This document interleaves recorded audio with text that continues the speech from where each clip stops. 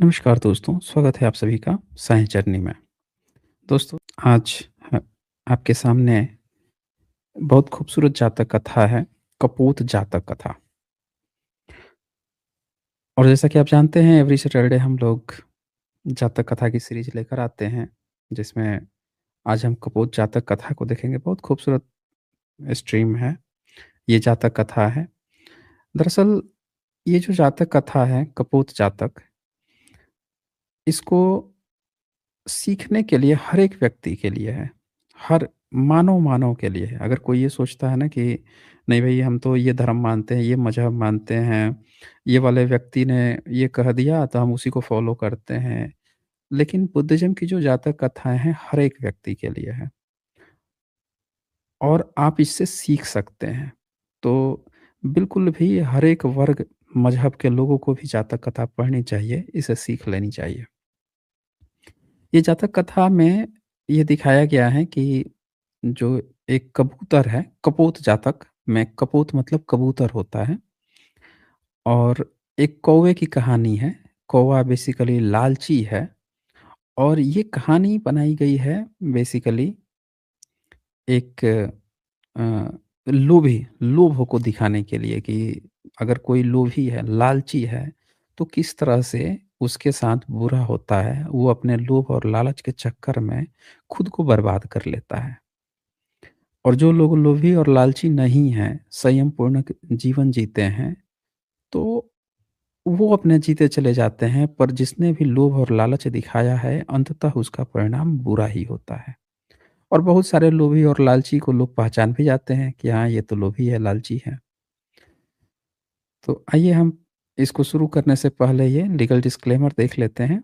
ये legal disclaimer है, जैसा कि आप जानते हैं यहाँ पे जो भी बातें होती हैं, जो भी प्रेज़ेंटेशन होती हैं, जो भी डिबेट्स होती हैं, इसका उद्देश्य साइंटिफिक टेम्परामेंट को एनकरेज करना है। जो कोई भी बाहर से वक्ता आते हैं, जो डिबेट करने आते हैं, वो जो भी अपनी बातें बोलते हैं, वो उनकी अपनी रिस्पॉन्सिबिलिटीज़ होती है। तो चलिए आइए देखते हैं कपोत जातक कथा। ये 42 जातक कथा है और ये जातक कथा भी तथागत के जेतवन विहार के मद्देनज़र में लिखी गई है। और उसमें ये दिखाया गया है कि एक भिक्षु था तथागत के समय में और वो भिक्षु में लोभ था, खाने-पीने को लेकर, किसी भी तरह की चीज़ों को लेकर उसके अंदर लोभ था। वो लोभ किया करता था खाने-पीने को लेकर और इस कारण से उसको भिक्षुगण जो हैं वो लोग पकड़ के ले जाते हैं तथागत के पास कि ये लोभी है, लालची है। तथागत उससे पूछते हैं, "क्या तू सचमुच में लोभी है?" तो वो बोलता है कि, "हाँ, मैं लोभी हूँ।" तो उसको एक कथा सुनाई जाती है कि देखो, एक समय में ऐसा हुआ था कि ऐसा ही एक लोभी था और जीव-जंतुओं पे कबूतर और एक कौवे के रूप में। बाद के जो लेखक हैं उन लोगों ने इन कहानियों को जो एक साथ पिरोने के लिए जन्म के आधार पर जोड़ने की कोशिश की है। लेकिन एक्चुअल में ये कहानी उस एक प्रसंग उदाहरण के तौर पर जैसे टीचर जब आपको फिज़िक्स पढ़ाते हैं, केमिस्ट्री पढ़ाते हैं, मैथ्स पढ़ाते हैं, बीच-बीच में आपको लेट्स अस्यूम दैट या एक कोई एग्ज़ाम्पल देते हैं उदाहरण के लिए, इस तरह के जो एग्ज़ाम्पल देते हैं कि यहाँ पे भी ये सेम कंडीशन। तो उसी तरह से ये जातक कथा है, उस लालच को, उसके लोभ को, जो भिक्षु था, खाने-पीने का जो लोभी था, उसको उजागर करने के लिए यहाँ पे तथागत ये सुनाते हैं। तो क्या सुनाते हैं, आइए हम लोग वो देखते हैं। इसमें वो अतीत कथा सुनाते हैं और ये जो अतीत कथा होती है इसमें वो बताते हैं कि बनारसी में बनारस नाम बार-बार लिया गया है जातक कथाओं में और वहाँ का राजा ब्रह्मदत्त का। ऐसा प्रतीत होता है कि ब्रह्मदत्त के समय में उस समय राजा ब्रह्मदत्त रहा होगा बनारस का, जिसके समय में सबसे ज़्यादा जातक कथाएँ लिखी गई थी या उनके ही सानिध्य में लिखवाई गई थी, इसीलिए ब्रह्मदत्त नाम बहुत आता है। तो कहते हैं कि बोधिसत्व कबूतर की योनि में पैदा हुए या यूँ कहें कि एक कबूतर थे, उनको एज़ ए बोधिसत्व की तरह ट्रीट किया जा रहा है, बताया जा रहा है। तो वाराणसी की ही जगह थी, वहाँ पे सारे जो पंछी वगैरह थे, वो बड़े अच्छे से खुश होके और अपना जीवन यापन कर रहे थे। तो वाराणसी में एक सेठ था और उसका अपना रसोइया घर था उसमें उसने एक छींका लटका रखा था।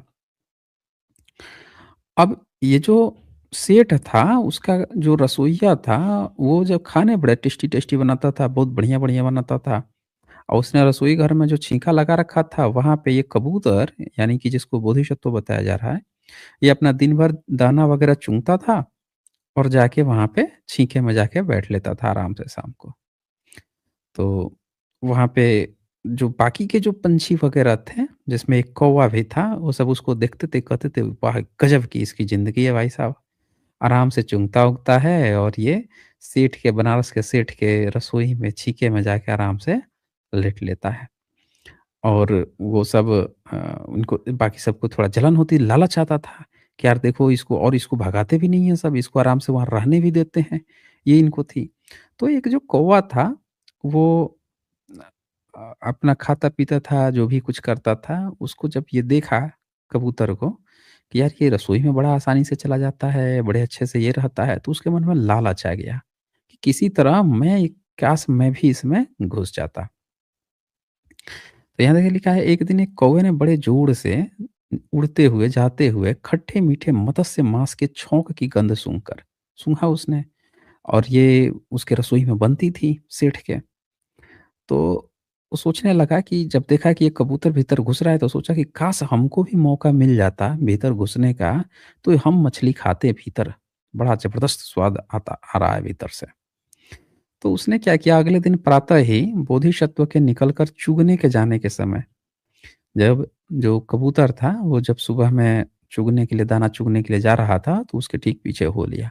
मतलब उसके पीछे पड़ गया। मतलब प्री प्लान्ड।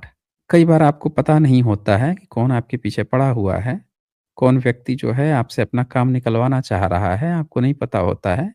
आप सोचते हैं, अरे ये तो बड़ा अच्छा आदमी है भाई साहब, बड़ी अच्छी दोस्ती है, ये है, वो है, पर आपको नहीं पता है कि कौन आदमी अपने लालच के कारण वो जुड़ा हुआ है। तो यहाँ पे वो चीज़ वो जुड़ लेता है, सुबह में जाता है, उसके पीछे हो लेता है।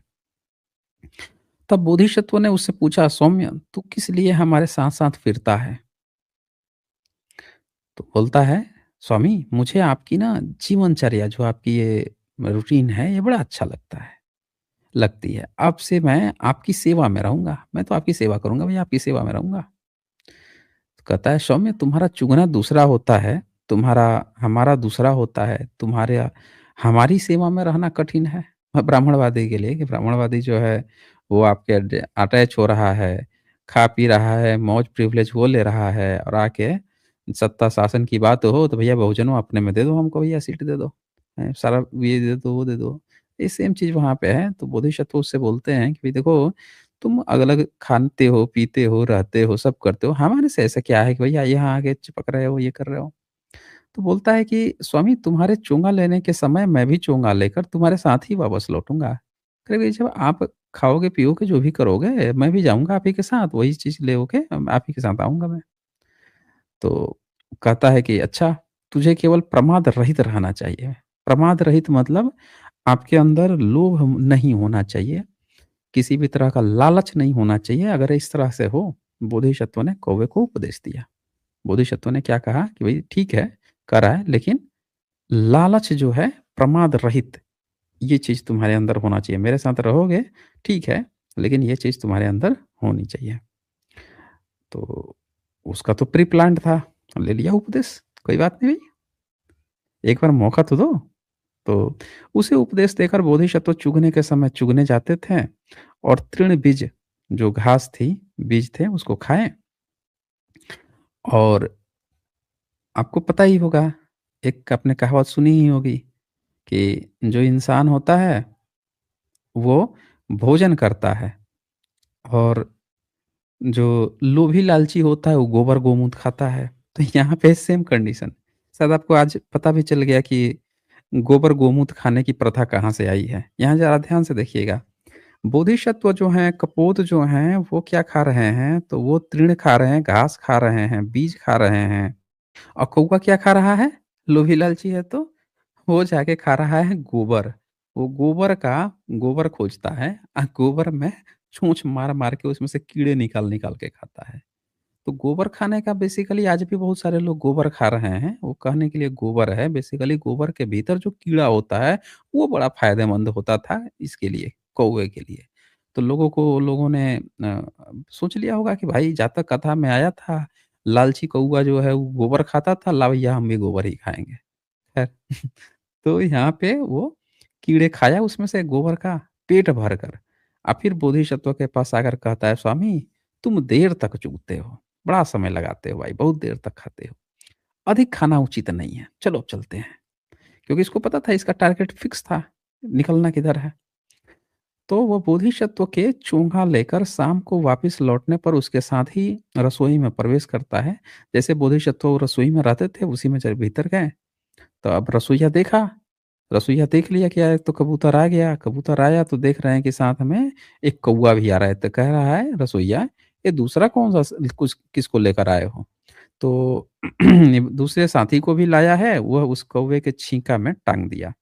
तो जैसे देखा कि ये दूसरा जो लेकर आया है साथी, तो उसने पूछा और जब वो जान गया कि अच्छा ये कबूतर का ही दोस्त है, तो उसके लिए भी एक छींका टाँग दिया, "जाओ ये इसी में रह ले तू, तू भी रह ले इसी में।" अब दोनों जने वहाँ पे रहने लगे, उसके लिए भी एक छींका डाल दिया था, इसके लिए तो पहले से छींका लगा ही हुआ था। अब एक दिन जो है सेठ ढेर सारा मछली लेकर आता है। जब मछली लेकर आया, तो वो जो रसोइया था, उसने उसको ले जाकर पटक दिया उसमें, मतलब रसोई घर में रख लिया। अब वो सोचा कि इसको बनाऊँगा, सेठ को खिलाऊँगा। कौवा जो है देखा सुगंध मछली का कि अरे वाह! आज तो मछली आई है। आज तो मैं पूरा मछली खा के ही जाऊँगा भाई साहब। आज तो मज़ा आ जाएगा एकदम। मछली एकदम टेस्टी-टेस्टी बनाएगा, खा के जाऊँगा मैं। तो जै रात भर जो है प्लान बनाते रहा, छटपटाते रहा कि भाई साहब कल कैसे मछली खाऊँगा मैं पूरे। अब खा भी नहीं सकता था क्योंकि बोधिसत्व कबूतर जो है वो दूसरे बगल वाले छींका में वो भी लेट रहा था, तो अब उसके सामने कैसे खाता? तो अगले दिन जैसे ही सुबह होता है तो बोधिसत्व उठते हैं कबूतर और वो क्या करता है कबूतर की दाना चुगने के लिए निकलते हैं। तो जब कबूतर दाना चुगने के लिए निकलते हैं तो कौवे से बोलते हैं कि चलो भाई आज चुगने नहीं जाना क्या? हैं? उठो, उठो, उठो, चलो लेट हो रहे हो। तो वो क्या कहता है कि आज ना स्वामी आज आप जाएँ, मुझे पेट में ना दर्द है। तो बोलता है कौवों को अब ये जो हैं, जो कबूतर इनको बोधिसत्व की तरह बताया गया है, तो ये क्या सोच रहे हैं कि कौवों को तो पेट में कभी दर्द नहीं हुआ है। हुँ? वे रात्रि के 3 पहरों में से 1 पहर मूर्छित रहते हैं, भूख के मारे। केवल दीपक की बत्ती निगलने पर उन्हें मुहूर्त भर की तृप्ति होती है। तो इस मत्स्य मांस को खाना चाहता होगा। वो जान गए कि ये जो मछली आई हुई है, दरअसल उसको ये खाना चाहता है। तो ये जो मनुष्य की खाने की चीज़ है, लेकिन ये कौवा जो है इसकी नज़र उस पर गड़बड़ हो गई है। ये उसको खाना चाहता है। तो वो बोलते हैं कि देख भाई, वो तेरे लिए खाना ठीक नहीं है। वो इंसानों के लिए है, इंसान लोग लेकर आए हैं, उनके लिए है, तू चल, ठीक है? तू मेरे साथ चल, उसके चक्कर में मत पड़, ये अनुचित काम मत कर। तो सीधे-सीधे कौवा जो है क्या बोलता है, स्वामी मैं नहीं आ सकता हूँ। सीधे बोल देता है कि मैं नहीं जा सकता हूँ। तो ये जान गए, कबूतर जान गया, कहा अच्छा तो तू अपने कर्म को प्रकट करेगा। तो वो जान गए कि इसको देखो मैंने आश्रय दिया, लेकिन इसका जो एम था ये कुछ गड़बड़ ही था, अलग ही था। ये लोभ लालच में था।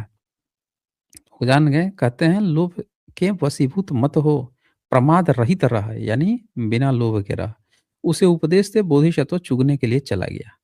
जब वो चले गए, तो रसोइया जो है बहुत नाना प्रकार की, बहुत ढेर तरह के मत्स्य मांस की चीज़ें बनाया, खूब अलग-अलग से मछली-वछली खूब टेस्टी-टेस्टी भाप निकलने लगा, बर्तनों को खोल कढ़ाई-वढ़ाई सब ये इधर रख के और थोड़ा-सा गर्मी-वर्मी लगता है तो अपना पसीना-वसीना सुखाने-वुखाने के लिए बना-वना के बाहर निकला। जैसे बाहर निकला, तो ये जो कौवा है, ये अपने छींके में से निकला, जहाँ पे इसको रहने के लिए किया गया था व्यवस्था, उसमें से निकलता है और देखा कि अच्छा रसोइया तो बाहर चला गया है।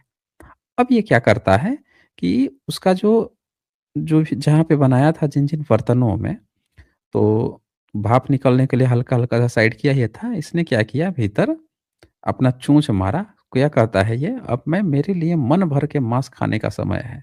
मैं बड़ा माँस खाऊँगा, माँस का चूरा, मांस का चूरा खाने से पेट जल्दी नहीं भरा सकता है, इसीलिए एक बड़े से मांस के टुकड़े को ले जाऊँगा, छींके में रखूँगा, वहीं पे बैठ के खाऊँगा। अब ये सोच के वो छींके में से निकलता है और जाके कड़छी पर बैठ गया।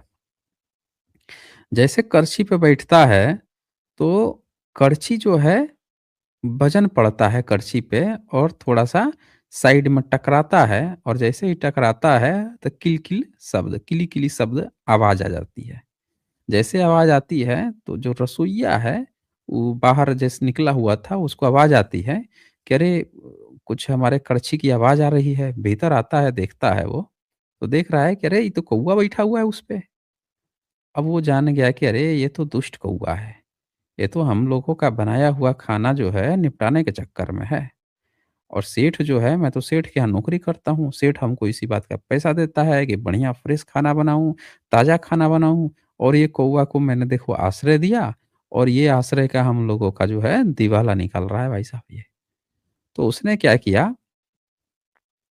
कि पकड़ा कौवे को शरीर पर से जितना उसका पंख-वंख था सबको नोचा, कच्चा अदरक लिया, उसी में थोड़ा-सा नमक डाला, फिर थोड़ा-सा जीरा डाला, पकड़ के कूटा, कूट के पूरा खट्टा-मीठा उसमें मिला के पूरा उस जो कौवा है उसके बदन पे धर के लपेट दिया, लपेट के वही छीके में फेंक दिया।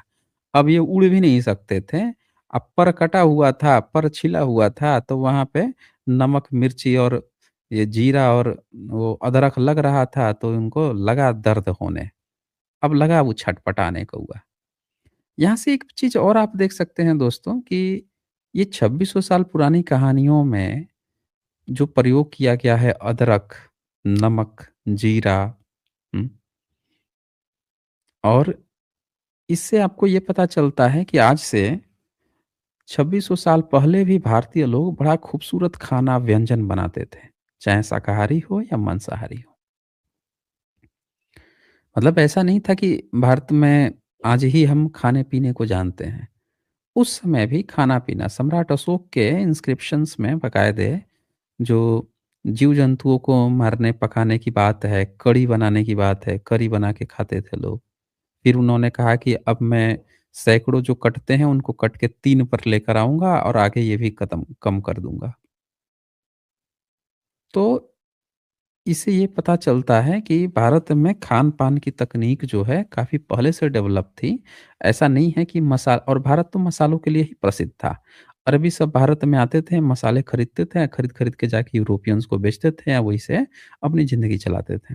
तो अब वो छींके में पड़ के पूरा छटपटाया पड़ा हुआ है कौवा। जब भयंकर छटपटा रहा है, तब शाम होता है, शाम को बोधिसत्व जो कबूतर है, वो दाना चुन-चान के आते हैं। देखते हैं कि ये तो पूरा पीड़ाग्रस्त है। ये जो कौवा है, ये तो पूरा दर्द में कराह रहा है, लोभी कौवा। तो वो कहते हैं, "मेरी बात न मान, अपने लोभ के कारण तू इस दुःख में पड़ा हुआ है।" फिर ये गाथा कहते हैं, क्या है? "यो अथ कामस्य हितानुकंपिनो आव्रजमानो न करोति शासनम्, कपोतकस्य वचनं अकत्वा अमतहत यतो गत्व सेति।" जो भला चाहने वाले हितैषी के उपदेश देने पर उस उपदेश के अनुसार आचरण नहीं करता, वह कबूतर का वचन न मानकर अमित्र के हाथ में पड़कर दुख भोगने वाले की तरह दुखित होता है।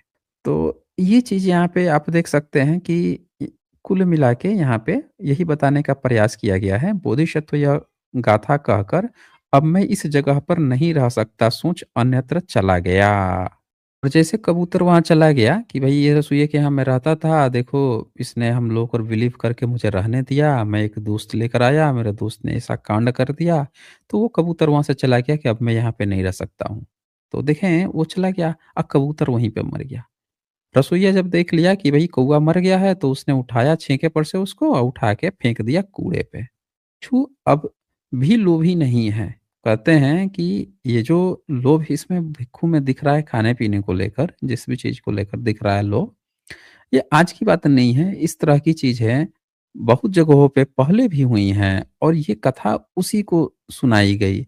अब इस किरदारों को एक साथ भिक्षुओं ने जोड़ देते हैं कि ये जो अ अभी का जो ये कौवा मतलब उस कहानी का जो कौवा था, वो आज का ये भिक्खू है, ज बनते है जो लोभी है, खान पाने के लिए लोभी है।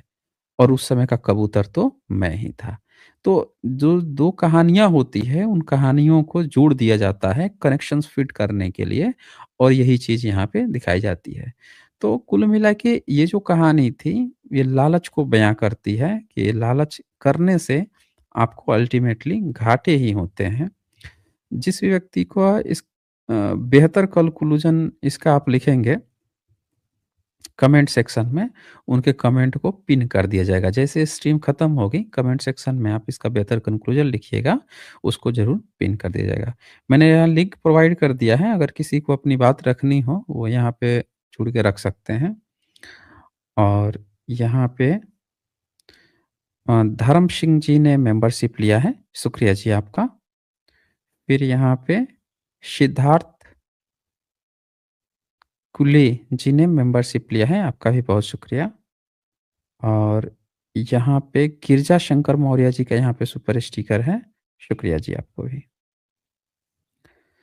तो जातक कथाएँ कुल मिला के इन कहानियों को हम सिखाते हैं बच्चों को। आप देखेंगे छोटे-छोटे बच्चों को भी प्रेरक प्रसंग बताए जाते हैं, कहानियाँ सुनाई जाती हैं ताकि बच्चा उससे कुछ सीख सके।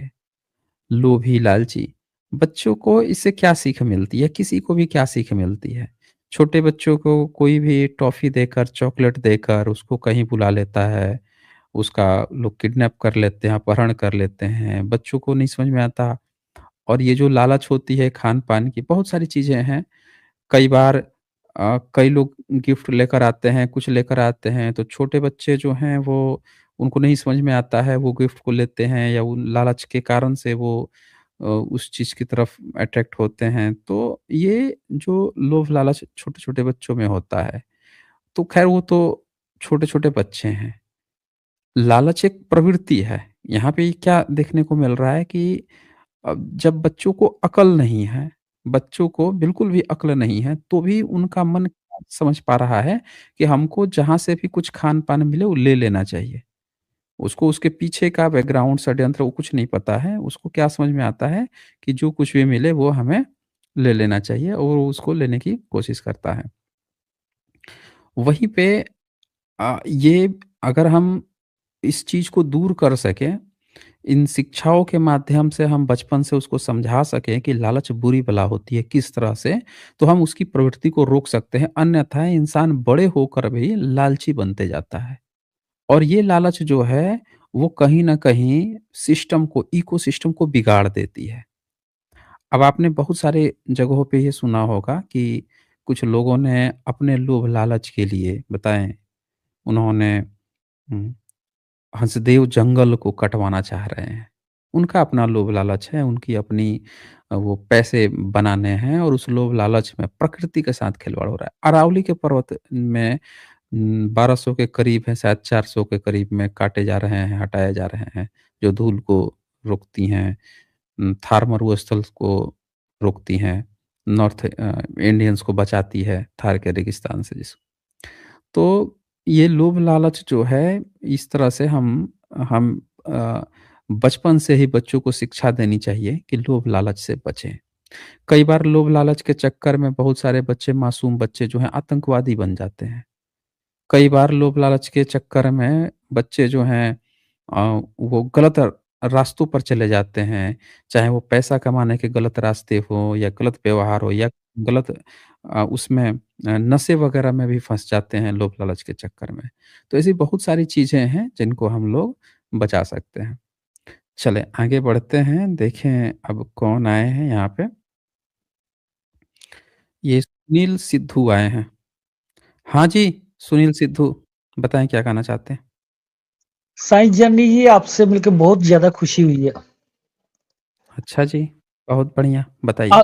आप लोगों को आ रही है क्या साउंड इनकी? क्योंकि मैं केवल मेरे हेलो, पास ही चली गई।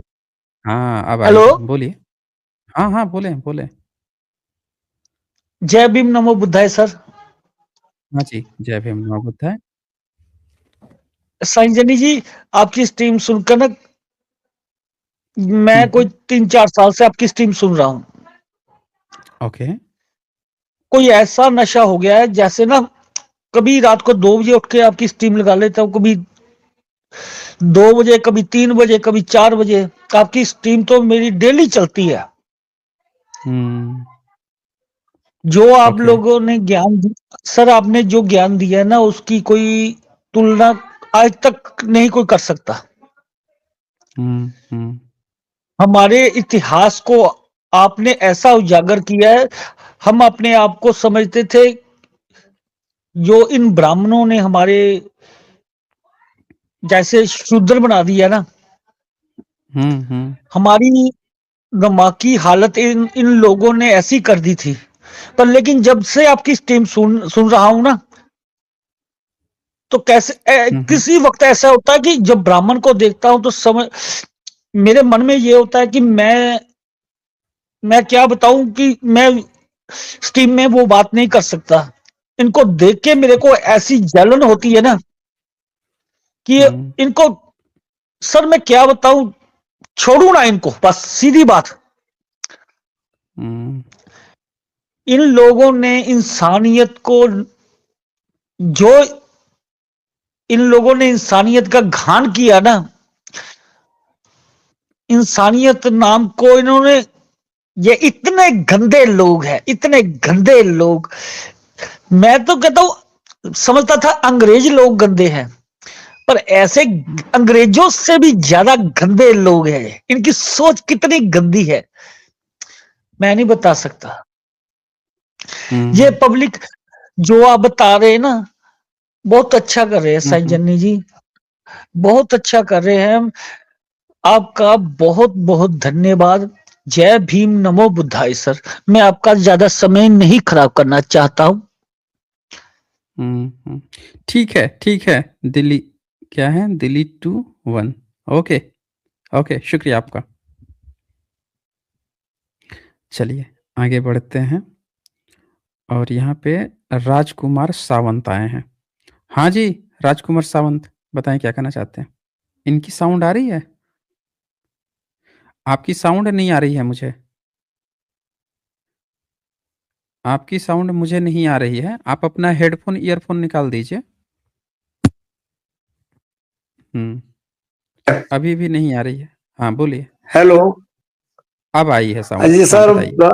हाँ हाँ। मेरे को सिर्फ आपको यही पूछना था। हुँ, एक हुँ, बंदे ने मेरे को पूछा था एक बार कि ओके। बुद्ध के जो बदन पर 32 लक्षण है, उसका तो आज मैंने शोध लगाया इंटरनेट पे। दोपहर की जब तुम्हारी स्ट्रीम चालू थी ना, तब हुँ, पूरी हुँ, इंफॉर्मेशन कलेक्ट कर ली मैंने। मगर वो हुँ। 84 अनुलक्षण के बारे में पूछ रहा था, ये मेरे समझ में नहीं आ रहा था।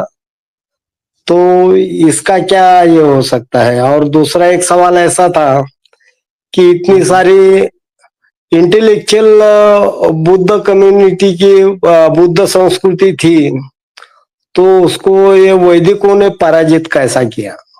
ये दो ही सवाल थे मेरे सर।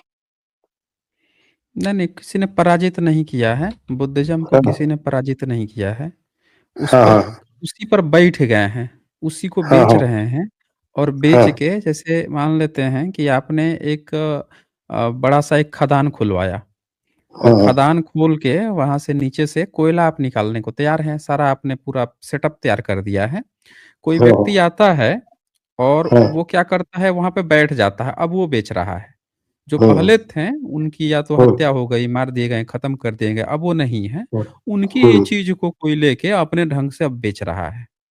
हाँ ये चीज़ हुआ है दरअसल। जैसे आप देखेंगे कि सारे मंदिर, मूर्ति, ज़मीन वहाँ की किसकी है? सब बहुजन लोगों की है। फ्री बहुजन में लोगों वहाँ पे की। कब्ज़ा कर लिया, तो वो ज़मीन उसकी हो गई, वहाँ पे हम्म, आने वाला चढ़ावा उसका हो गया और वो उसको हाँ बेच रहा है, धंधा बेचने लगा। हाँ बराबर क्योंकि है इनके सर। और इन हाँ, इनके वेद वैदिक में कहीं भी नहीं लिखा हुआ है कि जाके मंदिर की मूर्ति बना के उसको पूजा-अर्चना करना है, कहीं नहीं हाँ है। हाँ, तो दोपहर को बहुत अच्छी तरह से समझाया अपन ने। हुँ, हुँ।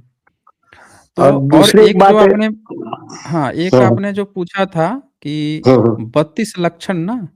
हाँ 32 में 84 अनुलक्षण, हुँ, 84 तो अनुलक्षण। तो वो तो आपको अब वैसे देखना पड़ेगा कि जो इनकी टेक्स्ट बुक्स हैं, वो क्या कहती हैं। हाँ, हाँ, हाँ। 32 लक्षण तो महायान ने लिखा हुआ है, उसी के हाँ, लिखा हुआ है। आधार पर मूर्तियाँ बनती हैं। बुद्ध की जितनी हाँ, भी मूर्तियाँ बनती हैं ना, वही 32 हाँ, लक्षणों के आधार पर हाँ, बनती हैं। तो बराबर है सर। बत यही 32 लक्षण हैं जो ये साबित करते हैं कि हुँ, तथागत को, जो मुस्लिम लोग, कुछ लोग ये बताने का प्रयास करते हैं ना कि वो उनके नबी थे, तो हुँ, इससे ये हुँ, पता हुँ। चलता है कि वो उनके नबी नहीं थे। 32 लक्षण में नहीं थे, साफ-साफ लिखा हुआ है कि बराबर। वो जो लिंग है उस पे हुँ, कवर होना चाहिए, उस हाँ, 32 हाँ, लक्षण में है। और इनके हाँ, यहाँ ये कवर उतार देते हैं, तो वो हुँ, कहीं हुँ, से भी कह ही नहीं सकते हैं। जी। बराबर। और सर दूसरा एक सवाल ऐसा था, हुँ। हमारी जो शिक्षा बंद की गई, तो हुँ, हुँ। वो कितने समय कौन से कालखंड में बंद की गई है देखिए, बहुजनों जब की? हमारी यूनिवर्सिटी जलाई गई, हाँ, हाँ, हमारी यूनिवर्सिटी जलाई गई, हम एक हुँ, यूनिवर्सिटी थोड़े थी, बहुत सारी यूनिवर्सिटी थी ना हाँ, 80 भारत में। 73। 73 तो मतलब काउंट करके बताया जा रहा है, लेकिन वास्तव में बहुत सारी यूनिवर्सिटीज़ थी। हाँ, हाँ, तो इतनी सारी यूनिवर्सिटीज़ में आप ये देखें कि जलने की बात तो नालंदा का ही ना आया है। हाँ, वो भी ब्राह्मणों ने, 2 ब्राह्मणों ने मिलके जला दिया। लेकिन हाँ, बाकी की सारी यूनिवर्सिटीज़ कहाँ गई? बराबर। हाँ, तो हमारी यूनिवर्सिटीज़ को जलाया गया, बंदिशें लगाई गई हैं, रोका गया है। फिर ये नियम बनाए गए हैं कि जो शूद्र, ये बोलते हैं ना कि वेद सुनेगा तो कान में शीशा पिघला के डाल देंगे और जीभ काट लेंगे। दरअसल ये पूरी बात नहीं है। असल में इन्होंने नियम ये था, वेद नहीं है, जो शिक्षा लेगा, हुँ, हुँ, जो एजुकेट होगा उसका नाक हुँ, काट काट लेंगे, जीभ काट लेंगे, असल में ये बात हुँ, थी। वेद तो ये हाँ, कहानी के लिए लेके चले आए हैं, भाई वेद तो सिर्फ़ ब्राह्मण पढ़ता था, तो हम कहाँ से वेद सुन लेंगे? उसके घर में घुस के बराबर। सुनेंगे क्या वेद? हैं? नहीं, नहीं। वो घर में भी नहीं बोलता था। तो ये वेद वाली बात बकवास है, असल में इनका कहना क्या मतलब क्या है कि जो हुँ, शिक्षा लेगा, उसके ये हुँ, काटने की और मारने की बात कर रहे हैं। तो इन्होंने हाँ, पहले हमारी यूनिवर्सिटियाँ जलाई हैं, देन फिर हुँ, इन्होंने ये नियम बनाया है कि अब जो पढ़ेगा-लिखेगा उसकी जीभ काटी हुँ, जाएगी या कान में शीशा पिघला के डाला जाएगा। हाँ, हाँ, तो ये 12वीं-13वीं सदी से हम लोग का एजुकेशन सिस्टम रोका गया है। हाँ, अभी आ गई बात समझ में। हुँ, हुँ। ओके, जी। थैंक यू सर, आपका ज़्यादा समय नहीं लूँगा मैं। हाँ, हाँ। Okay, okay, okay. ओके। चलें, आगे बढ़ते हैं हम लोग। और यहाँ पे तेज सिंह जी का सुपर स्टिकर है, शुक्रिया। चलें, और कौन आए हैं यहाँ पे? अ, यहाँ पे मनोज कुमार असुर आए हैं। हाँ जी, मनोज जी, बताएँ क्या कहना चाहते हैं? हाँ जी, जय भीम सर जी। हाँ, हाँ, जय भीम। जी, बताइए। अच्छा, ये कपोली जो कथाएँ चल रही है, इसका मतलब क्या है सर जी? कपोल कथाएँ। जी, ये जो ये स्टेम चल रहे हैं। हाँ, ये जातक कथाएँ होती हैं। जी। और जातक बस। कथाएँ हमेशा ही बच्चों को एजुकेट करने के लिए, आप स्कूल भेजते हैं ना जी, बच्चों को, तो आप जी, देखे जी होंगे सर। कि उनको पहले हिंदी में कुछ-कुछ कहानियाँ पढ़ाई जाती है। ये जी, सब कहानियाँ जब बच्चे सुनते थे, पब्लिक सुनती थी, तो जी, उनके मन में ये जी समझ सर। में आता था कि हाँ, लोभ लालच नहीं करना चाहिए। और जी तथागत सर। से जोड़ दिया जाता था कहानी को, तो उससे ये पता हुँ, चलता है कि देखो तथागत बता के गए हैं, लोभ लालच नहीं करना जी, चाहिए। जी, खाने-पीने में भी लोभ लालच नहीं करना चाहिए। मान लीजिए कोई खाने-पीने में लोभी लालची है, तो उसको जी, तो 10 बीमारी भी पकड़ लेगा। जी सर। लालच है तो है ही, बीमारी भी तो पकड़ लेगा। हुँ, तो ये सब फ़ायदे के लिए थी, आम इंसान को हुँ, मोरल शिक्षा देने के लिए। जी। जी। जी, हम कौशाम्बी से हैं, एक बार बात हुई थी अभी 2 हफ्ते पहले, अच्छा। तो वही हम कहा फिर ट्राई करते हैं सर जी से बात कर लेते हैं थोड़ा कैसे। हुँ। हुँ, हुँ, तो ये हुँ। जैसे जो बहुत से भारत में जो ऐसा अंधविश्वास चल रहा है, कोई संत महात्मा कोई हिंदू राष्ट्र बनाने की कोशिश करता है सर। जैसे मैं ये कहना चाहते हैं, एक हिंदू दूसरे हिंदू के यहाँ पानी नहीं पीता है तो कैसे हिंदू राष्ट्र बनेगा सर? नहीं, ये सब बना लेंगे इनको कागज पे। इनको असल में ब्राह्मणों के पास ना सारी पावर आ जाए। ये हिंदू राष्ट्र तो जी नौटंकी है। असल जी में ये आप ध्यान से देखिएगा तो ये सारा ब्राह्मण होगा। पूरा ही जी ब्राह्मण बिरादरी हिंदू हिंदू कर हाँ, रहा है। असल में वो क्या कह जी रहा सर। है कि भाड़ में जाए हिंदू। वो कह रहा है तुम हम हम्म, ब्राह्मणों के हाथ में सारे पावर दे दो, हर एक चीज जी हमको दे दो और तुम लोग एकदम निठल्ला बन के रहो, जैसे हाँके वैसे हाँकाओ। तो कह देगा कि वो हिंदू राष्ट्र है। उनको हिंदू हिंदू से नहीं मतलब है, ब्राह्मणों के हाथ में सारा पावर आ जाए, बस इससे मतलब है उनको। जी सर। तो ये अब नौटंकी चलाई जा रही है हिंदू के नाम पे। कोई भी संत साधु संत यही आवाज उठाते हैं, हाँ हिंदू नहीं, राष्ट्र नहीं, बने। ब्राह्मण कहिए। नहीं, नहीं, हिंदू साधु हाँ संत मत हाँ कहिए, कहिए कि हाँ, वही ब्राह्मण ब्राह्मण लोग कहे। सब। हाँ, सीधे जी कहिए सर। पंडा है। ये सारा पंडा हम्म, जो है पंडा राष्ट्र बनाने के चक्कर में है। हिंदू तो हाँ बनाना है वही। ही। भाई हिंदू में अब अच्छा ये हिंदू। एक बात बताइए, इतने जी इतने सारे जो एससी एसटी हैं इन पे अत्याचार हो रहा है, हक अधिकार हाँ, नहीं मिल एस रहा एस है। टी ओबीसी ये पर आए एक दिन। भी हाँ, एक भी पंडा को देखे हैं कि जुलूस निकालते हुए या ऐलान करते हुए कि भाई हमारे एससी एसटी पर अत्याचार करना बंद करो। नहीं, इतना इनको बराबर अत्याचार हो हक रहा है, दो। रेप हो रहा है, मर्डर हो रहा है, कोई सामने नहीं आता है। न जातियां एक खत्म एक भी करने को कोई शंकराचार्य आ एक रहा है। भी सिंगल हाँ, एक भी सिंगल इनका पंडा कभी बाहर आया है? कभी नहीं आएगा। किस लिए बाहर कभी आ रहा नहीं है? आया अपने हिंदू राष्ट्र। हाँ, तो हिंदू हिंदू राष्ट्र राष्ट्र मतलब में क्या? आएगा। कि पंडा हाँ, पंडों का जी सारा सर। अधिकार मिल जाए। असल में इनका ये वो चल रहा है, स्कीम है ये। हुँ, और हमारे जो बहुजन लोग हैं ये भी अपने बहुत से आदमी होते कहीं हाँ हिंदू राष्ट्र घोषित करें, लेकिन इसमें भी कहते हैं कई तरह के हिंदू, ओबीसी अलग हिंदू है, ये अलग हिंदू है, एसटी है। लेकिन अगर सब हिंदू हैं तो फिर भेदभाव काहे करते हैं? हुँ। आपस में शादी नहीं करते हैं, मारा-मारी हो हाँ, है। आपस हाँ, आपस में शादी नहीं करते। हम लोगों को भ्रम में डाले हैं सब, ये धर्म मजहब। हमारे देश जो अगल बगल देश है, चाइना जापान कहाँ से कहाँ पहुंच रहा है। हमारे देश में तो बड़े अंधविश्वास, गाय हुँ, गोबर, धर्म मजहब रिलीजन ये चलता है। बाकी साइंस पे विज्ञान पे ये तो बात ही नहीं हो, ना हमारी सरकार कर रही है ना हमारे जो नेता कुछ लोग ऐसे भी कर रहे हैं। हुँ, हुँ। ठीक है मनोज जी, ओके। जी एक बात और कहना चाहते हैं सर जी। हाँ, बोलें। हेलो। जैसे ये बोलिए। आल्हा उदल के बारे में सर जी, क्या काल्पनिक है कि सही में है?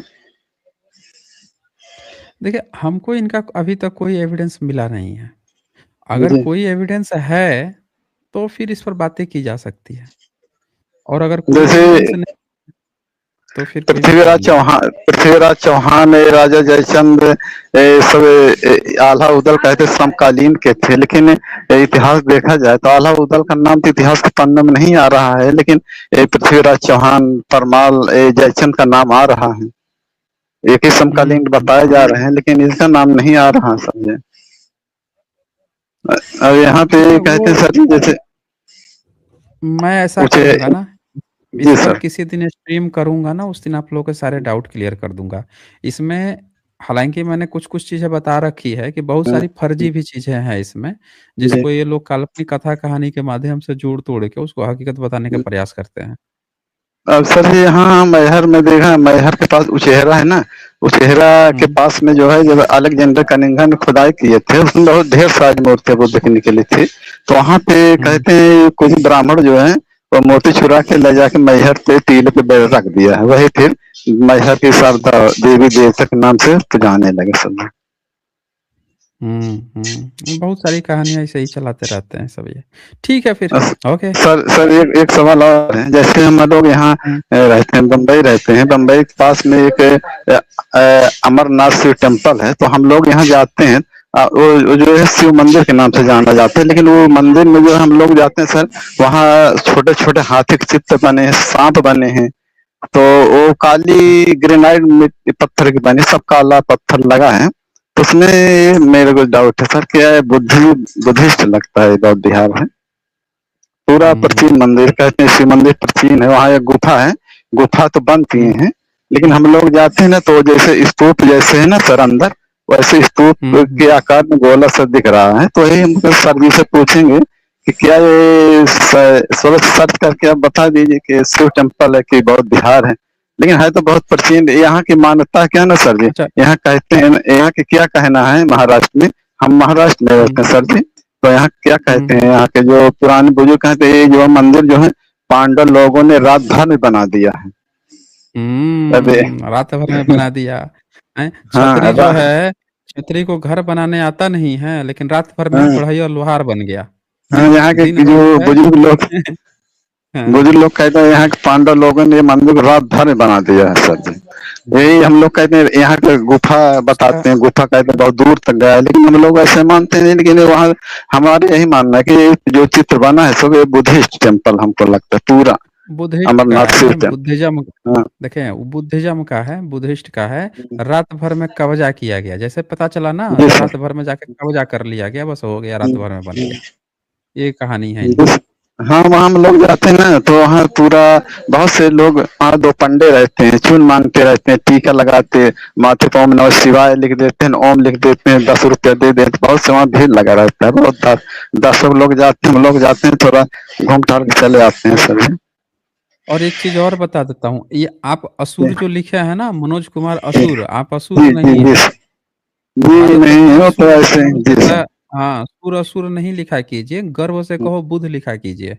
बौद्ध जी सर। लिखिएगा ना, तो आपका इंटरनेशनल पहचान बनेगा। सुर असुर में तो ये बहुत आपको पूरी दुनिया में वो बनाते रहेंगे, मतलब राक्षस बनाते रहेंगे कि देखो हम देवता थे, ये राक्षस था, वो आपको फँसा देंगे माइथोलॉजी में। जी ऐतिहासिक सर। ग्रंथों में हमारे आप आगे बढ़िए।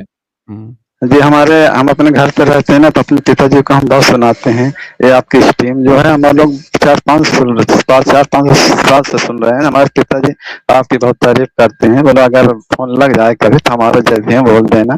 तो ये हमारे पिताजी हुँ, थोड़ा हार्ट के पेशेंट है, तो उनको टाइम पास करने के लिए थोड़ा दिन भर में 2-3 घंटे सुनाते रहते हैं। आपकी बहुत तारीफ करते हैं, बोले बहुत ज्ञानी सर जी हैं। कहा हाँ, ज्ञान तो बहुत है इनके पास।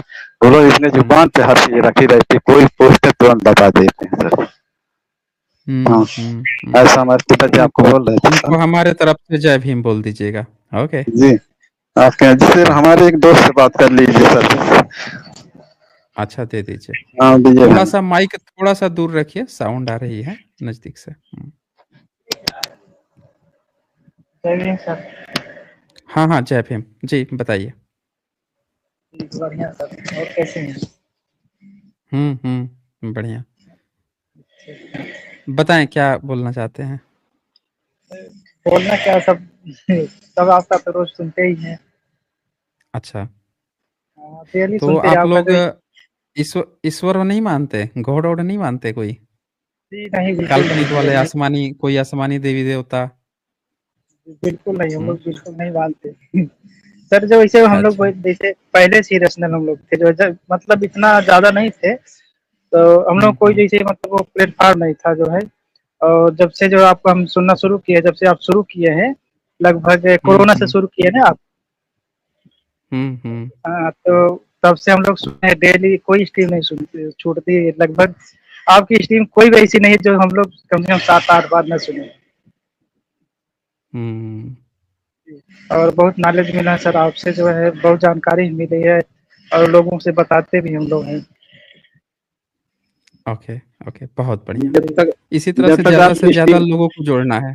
हाँ, जी बोलिए, सर जी, बोलिए। जब तक आपकी आवाज हम मोबाइल में नहीं सुन लेते हैं, हमको बेचैनी रहती है सर। आज से सर की स्ट्रीम नहीं सुने सर, इतने लगाव है आपसे, सर संजय से हो गए सर। एक प्रकार से समझ लीजिए, जैसे ओके। ना हम लोग जैसे बाबा साहब को हम लोग अपना आइडियल मानते हैं, वैसे एक प्रकार से हुँ, आपको भी हुँ। हम लोग अपना आइडियल मानने लगे हैं। आप ये बहुत आप बड़े सभी का प्लेटफॉर्म में काम बड़प्पन कर रहे है। हैं सर जी। जी, जी। ये आप सभी और का हम जो बड़प्पन है है, लेकिन इस लॉ को आगे बढ़ाते रहने के लिए ज़्यादा से ज़्यादा लोगों को ना जोड़ते जाइए लोग। ये हम जितना लोग ज़्यादा हर लोग आदमी को बढ़ते बोलते जाएँगे हैं, आपके बारे में हुँ, बताते हैं, आपके चैनल के बारे में बताते हैं, हाँ ये चैनल सुना और बहुत रचनाल की बात हो, बहुत अच्छे अच्छे ऐतिहासिक धार्मिक हुँ, कोई भी चीज पूछो सर सर ये आप बताएंगे। आप जब नहीं शुरू किए थे ना, तो इसके पहले जो है हम लोग इधर-उधर सुनते थे, जैसे बामसेफ वाले थे, इनको सुनते थे, बामन मेश्राम सर को। हुँ, हुँ, और जो है हुँ। और कुछ लोग हैं, जैसे ये जो एडवोकेट हैं जो इलाहाबाद की हैं, क्या नाम था मुझे? कौन डीडी कौशाम्बी, डीडी कौशाम्बी। हुँ।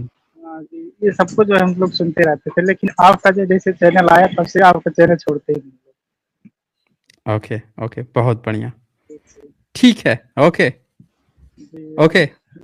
हाँ, हाँ। आप लोग एन्जॉय करें, फिर कभी जुड़िएगा, फिर आगे बातें होंगी। सर जो है एक चीज़ और है जो हाँ, बोलिए।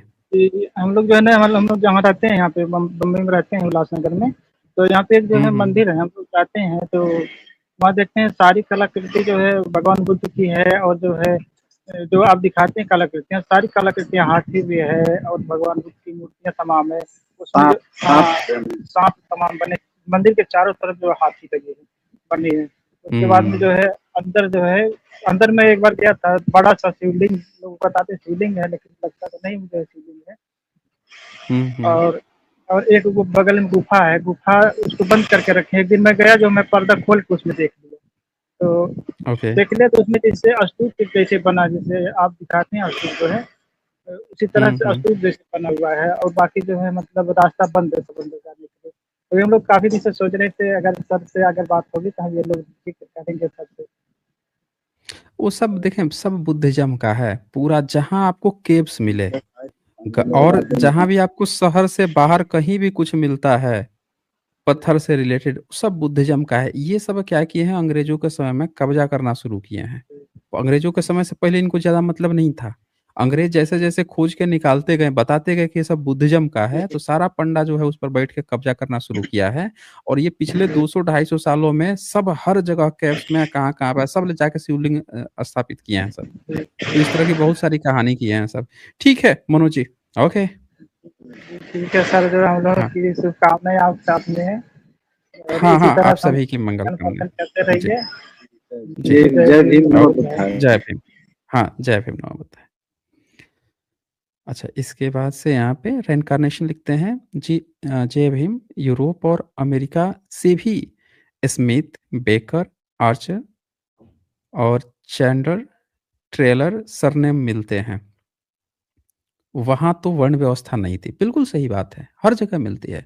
और वहाँ पे ये आज की डेट में एक बड़ी-बड़ी ब्रांड बन चुके हैं। इन पे फ़िल्में बनती हैं बहुत बेहतरीन-बेहतरीन, और भारत में नीची जात बना के रखा हुआ है। और हम लोगों ने इनको ऊँची जात बना के रखा है। हमारी भी गलतियाँ हैं ना, ज़रूरत से ज़्यादा हमने इनको चढ़ा रखा है, सर पे बैठा रखा है। तो इसीलिए ये ज़रूरी है दोस्तों। चलें, यहाँ पे कोई डॉक्टर सरन आए हैं। हाँ जी, डॉक्टर सरन, बताएँ क्या कहना चाहते हैं? जी, नमस्कार सर। हाँ जी, नमस्कार जी। मैं बोलिए। सर आपकी बहुत बड़ी फ़ैन हूँ। आप महिला हैं, पुरुष हैं? महिला हूँ सर। तो पुरुष कहाँ से अच्छा लगती हूँ मैं। अच्छा, आवाज़ ऐसे लग रहा है कि कोई पुरुष जो है नाक से बोल रहा है, तो इसीलिए मुझे ऐसा अरे लगा। नहीं, नहीं, नहीं। खैर बोलिए। 1 हुँ, मिनट। कुछ नहीं सर, हुँ, मुझे आपकी साइंस चुन्नी में 1 आध हफ़्ते से देख रही हूँ, मेरे को बहुत सारा नॉलेज मिला मनुस्मृति के बारे में। मेरे को एक और चीज़ मिली, जैसे हुँ, इस्लाम में हुँ, औरत को मारने का हुक्म है कि अगर हुँ, हुँ, नाफ़रमानी करे बीवी, तो उसको हाथ उठाओ। तो ये तो सिर्फ़ मनुस्मृति में भी लिखा है कि तुम हुँ, मारो-पीटो हुँ, अपनी बीवी को। बि ये मुझे कल बिल्कुल पता लिखा हुआ चली। है। हाँ, यहाँ अरे पे बाप रे! आप अगर यहाँ पे देखते जाएँगे तो हर चीज़ उसमें लिखी हुई है। उससे भी कहीं आगे चीज़ अ, लिखी हुई है, वो तो कम है अभी। सर, हुँ, लेकिन हुँ, हुँ, मैं 1-2 लोगों को बताई, तो वो लोग ना ये सब जानने को और मानने को नहीं मानते। उल्टा ये लोग ना आप लोगों को गाली देते कि आप लोग हुँ, संकुचित मानस के हैं, आप लोग जातिवाद फैलाने वाले लोग हैं, जय भीम वाले, भीमटे बोले ये सब मेरे को मत भेजा कर, ये सब मेरे नीचे है। ये ऐसी-ऐसी अभद्र भाषा का प्रयोग करते हैं। जब इनके सामने हुँ, ये सारी बातें पेश आती है ना, जैसे आजकल मैं इंस्टा पे बुद्धिज़्म से रिलेटेड, मूल निवासी से रिलेटेड बहुत सारा चीज़ शेयर करती हूँ। तो उन लोगों को हुँ, तकलीफ होती है कि ये सब मतलब फालतू लोग हैं, ये सब बकवास कर रहे हैं, कचरा कर रहे हैं, ये सब। और अम्बेडकर बाबा साहब को भी ये लोग गालियाँ देते हैं। एक ब्राह्मण है, मेरा फ्रेंड है, तो मैंने एक ओशो का हुँ, स्टेटस शेयर किया था। ओशो तो बुद्धिज़्म के फेवर में थे कि तुमने बहुत सारे हुँ, मंदिरों पे कब्जा कर लिया, बौद्ध मंदिरों को तोड़ दिया। तो वो मैंने स्टेटस व्हाट्सएप पे लगाया था। तो एक हुँ, लड़का है ब्राह्मण ने मेरे को बोला, "हाँ, हाँ, तेरे जैसे नकली हिंदू यही कहेंगे।" और बाबा साहब को भी गाली दी। मैंने बोला, "आप इनकी लाइव में आओ।" तो बोला, मुझे लाइव में नहीं आना जिनके कोई माँ-बाप का अता पता ना हो। और बहुत सारे लोग हुँ, आपका विरोध करते हैं सर, उनको सच्चाई नहीं समझ सुननी। और एक लड़का हुँ, है, वो मेरे को बोलता है कि अगर ये सब नहीं था तो समुद्र मंथन क्या हुआ था? हमारे यहाँ पे।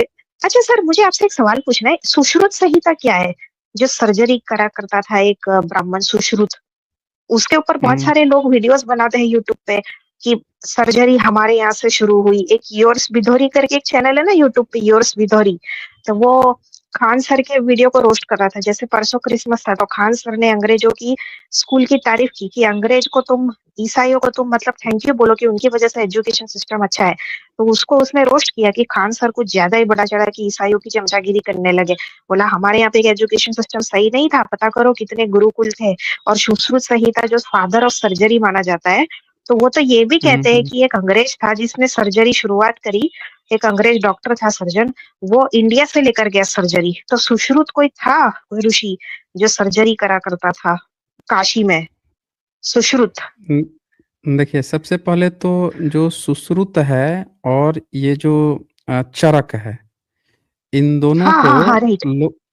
हाँ, इन दोनों को समझना पड़ेगा आपको कि इनके साथ ना कुछ ज़्यादा ही ये लोगों ने वो बना रखी है, मतलब नौटंकियाँ बना रखी है। असल में इस नाम का कोई भी आर्कियोलॉजिकल एविडेंस आज तक मिला ही नहीं है। अच्छा। हाँ, आज तक कोई भी ऐसा आर्कियोलॉजिकल एविडेंस नहीं मिला है। ये सब इन लोगों ने क्या किया है कि अंग्रेज़ों के समय में बैठ के गपूड़ गाथाएँ हाँक दी हैं और इसको ये बताते फिर रहे हैं। अब कहाँ से इन्होंने हाँका है ये गपूड़ गाथा? जैसे एग्ज़ाम्पल के लिए हम आपको चरक संहिता खोल के दिखाते हैं। कुछ चीज़ें मैं आपको सामने-सामने ओपन करता हूँ, इनकी किताबें ओपन करता हूँ। वहाँ से आपको सारी जानकारी मिल जाएगी कि ये कहाँ से इन्होंने कॉपी पेस्ट किया है।